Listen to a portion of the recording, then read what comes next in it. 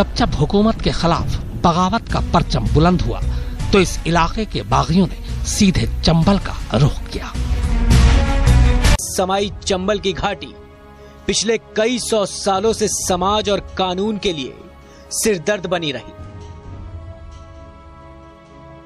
चंबल की घाटियों में राज करने वालों की कहानी आज की नहीं है, ये कहानी सदियों पुरानी है।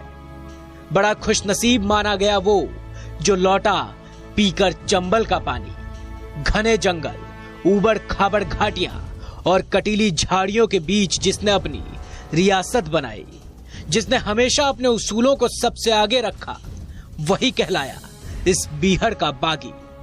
इन डाकुओं को पालने वाली चंबल की घाटियों की दास्तां बहुत पुरानी है। समाज और कानून से भागे डकैत चंबल में पनाह पाते हैं। ये चंबल की घाटियां कई खूंखार डकैतों का ठिकाना रही है।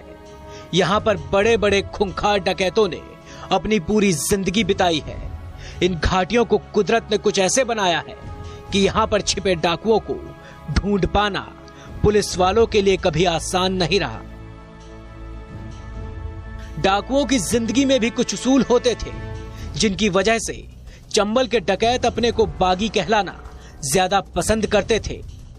चंबल के डाकुओं के अपने आदर्श और सिद्धांत थे। अमीरों को लूटना और गरीबों की मदद करना चंबल के डाकुओं का शगल हुआ करता था। अन्याय और शोषण के खिलाफ विद्रोह करने वाले दस्यु भले ही पुलिस फाइलों में डकैत के नाम से जाने जाते हों, लेकिन उनके नेक कामों से लोग उन्हें सम्मान से बागी ही मानते हैं। चंबल की घाटियों में पनाह लेने वाले हर एक डाकू की अपनी अलग कहानी है। कोई समाज की सामंती व्यवस्था से परेशान होकर तो कोई आतंक के दम पर सियासत करने की चाह में बीहड़ में कूद गया। इन बीहड़ों में डाकुओं का राज रहा है। बीहड़ों में आने वाले डकैतों की सबसे बड़ी वजह है यहां की सामंती व्यवस्था। यहां लंबे समय से एक वर्ग विशेष ने अपने वर्चस्व के लिए यहां के लोगों को अपने इशारों पर नचाया और उनका शोषण किया। इसी शोषण के खिलाफ आवाज उठाने के लिए तो कुछ ने पुलिसिया उत्पीड़न से तंग आकर बीहड़ की राह पकड़ ली।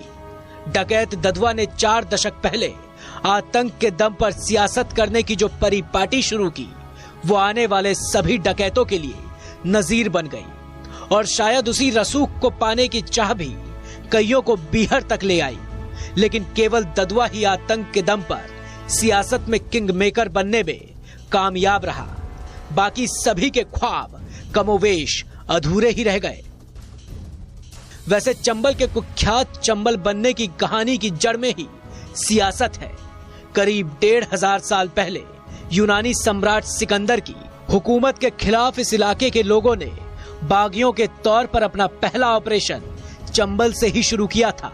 बस तभी से चंबल बागियों का बसेरा बन गया। इसके बाद जब जब हुकूमत के खिलाफ बगावत का परचम बुलंद हुआ तो इस इलाके के बागियों ने सीधे चंबल का रुख किया।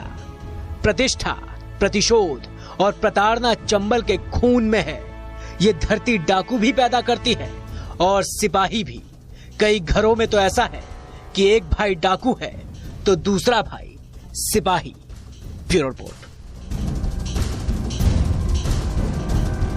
वो आपको प्यासा बनाती है, प्यासा प्रतिशोध का।